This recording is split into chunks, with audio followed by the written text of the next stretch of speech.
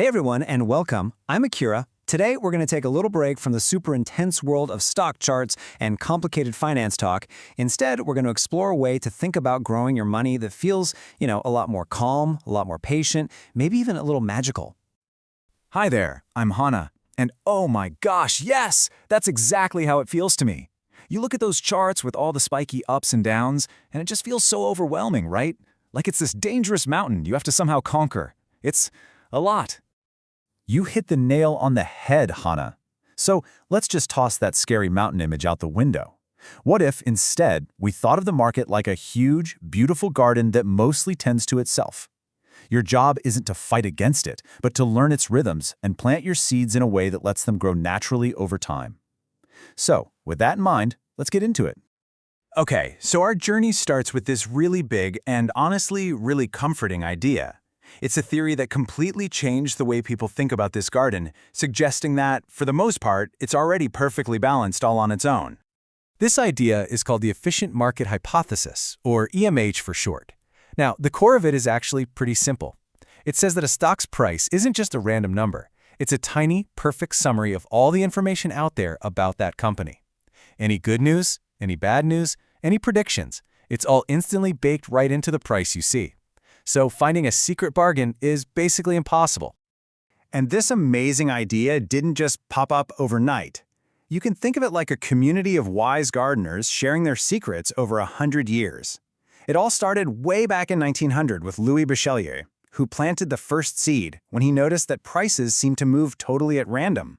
Then, in 1952, Harry Markowitz came along and taught us the super important lesson of not planting all our seeds in just one spot. Hello, diversification. And finally, in 1970, Eugene Fama tied it all together, giving us this beautiful blueprint for our amazing self-tending garden.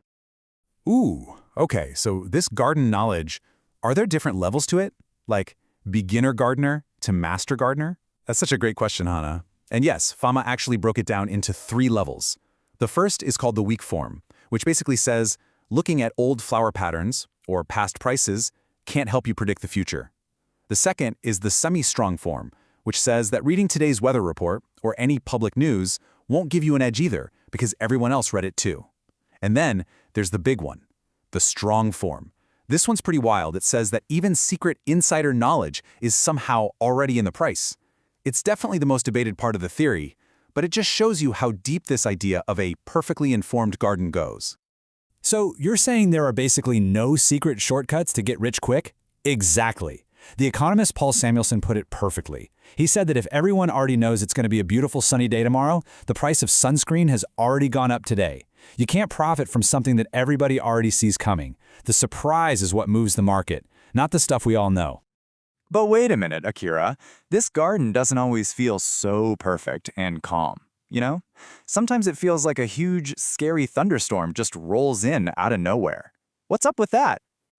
Exactly! If this garden is so wonderfully balanced, then why do we get these crazy situations like bubbles, where prices seem to float up way too high, or these sudden, terrifying crashes that feel like a freak blizzard in the middle of July? Ah, you have just stumbled upon the biggest challenge to this whole idea. A whole other way of thinking, called behavioral finance, popped up and said, hey, wait a second, the gardeners themselves are human. And it turns out our very human, very messy feelings can whip up some seriously wild weather that the perfect garden theory just doesn't explain. For sure. Researchers like Tabant and Thaler pointed out that we humans don't always act like perfect little robots. When something big and dramatic happens, our first instinct is to totally overreact. We don't just see one little brown leaf and think, I should check the soil. Nope, we see it and immediately think the whole garden is doomed. Oh, I totally feel that. It's like we all have these little pesky critters in our brain that mess things up. Like overconfidence, where you think you're the only one with a secret watering technique. Or herding. That's a huge one. You see your neighbor plant daisies and suddenly the entire street is a sea of daisies. And loss aversion is so real. That feeling where the pain of losing one little plant feels way worse than the joy of 5 new ones blooming. And of course, overreaction, where we see one bug and decide the only solution is to burn the whole garden down. These feelings make us do things that just don't make logical sense. Right. So this gives us two totally different gardeners. You have the theoretical, perfectly rational gardener that old-school finance dreams about, this Homo economicus who is always calm and makes the perfect choice. But then you have the real human gardener, us. We get excited, we get scared, we plant things because they look pretty, and yes, sometimes we completely forget to water the plants for a week. So, which one is it? Is the market this perfect logical garden? Or is it just a messy playground for our emotions? Well, maybe the answer is a little bit of both. It's time to bring these two big ideas together. A more modern idea, called the adaptive markets hypothesis, gives us this beautiful middle ground. It suggests the market isn't static. It's not always perfectly efficient or always completely irrational. Instead, it's a living, breathing ecosystem. And just like a real ecosystem, it adapts and changes with the seasons depending on who's participating and what's going on in the world. This theory is so cool because it views different types of investors, like huge institutions versus someone investing on their phone, as different species in the ecosystem. They're all competing, adapting, and evolving. Sometimes the environment favors the cautious seed-gathering squirrels. Other times it favors the bold, high-flying hawks. The weather of the market is just all of them interacting. I love that. So it's not about what's right or wrong, it's just nature doing its thing. So what does all this mean for someone like me who just wants my little patch of the garden to grow and be healthy? It means your goal shouldn't be to try and outsmart the entire ecosystem or predict the weather. That's totally exhausting and pretty much impossible. Instead, your goal is to build a sturdy, reliable greenhouse for your money. For most of us, that just means not trying to find the one perfect, magical flower. It means buying a tiny piece of every single plant in the garden, which is pretty much what an index fund does. You build a simple, strong strategy that can handle both the sunny days and the surprise storms. Real success isn't about being perfect. It's about being patient and adaptable.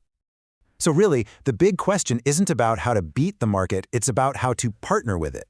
Once you accept that this big, beautiful garden has its own powerful logic, the question becomes, how can you work with that incredible force instead of against it to grow your own peaceful, prosperous, and wonderful future? Now that is the real secret.